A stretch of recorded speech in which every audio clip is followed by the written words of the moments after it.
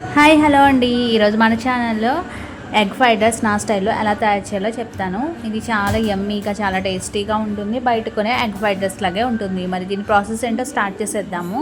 దీనికి ఆయిల్లో ఒక 3 to 4 ఎగ్స్ వరకు వేసుకొని దీన్ని అయితే మనము ఫ్రై చేసుకోవాలి హై ఫ్లేమ్ మీద. ఇలా ఫ్రై చేసేసుకున్నాక వీటిని తీసేసి పక్కన పెట్టేసుకోవాలి. ఇప్పుడు దీంట్లోకి ఇదే గిన్నెలోకి ఆయిల్ కొంచెం వేసుకొని మళ్ళీ ఉల్లిపాయ పచ్చిమిర్చి కూడా వేసుకోవాలి. వేసేసుకొని దీన్ని కొంచెం మరీ గోల్డెన్ కలర్ కాకుండా కొంచెం కలర్ వచ్చేంత వరకు వేపుకొని దీంట్లోకి అల్లం వెల్లుల్లి పేస్ట్ కూడా వేసుకొని ఫ్రై చేసుకోవాలి. ఇప్పుడు ఇలా కొంచెం పచ్చివాసన పోయిన తర్వాత ఎగ్ని ఇందులో వేసేసుకొని దీంతోపాటు ఇది కూడా ఫ్రై చేసుకోవాలి. నెక్స్ట్ రైస్ చల్లారబెట్టిన రైస్ వేసేసుకోవాలి.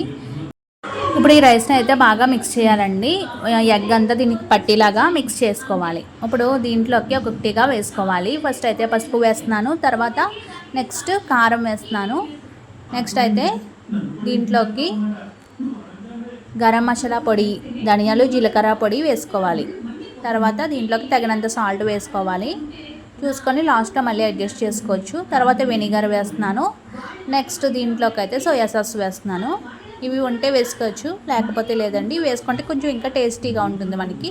ఇదంతా ఎగ్ అండ్ రైస్ అంతా బాగా మిక్స్ చేయాలి. ఇవన్నీ బాగా మిక్స్ అయితేనే మనకి టేస్ట్ అనేది బాగుంటుంది. ఇలా బాగా మిక్స్ చేసుకున్నాక లాస్ట్లో కొత్తిమీర వేసి సర్వ్ చేసుకోవడమే. అంతేనండి, చక్కగా ఆనియన్తో దీన్ని తింటే కనుక సూపర్ ఉంటుంది. నచ్చితే కనుక లైక్ చేసి షేర్ చేయండి. Thanks for watching.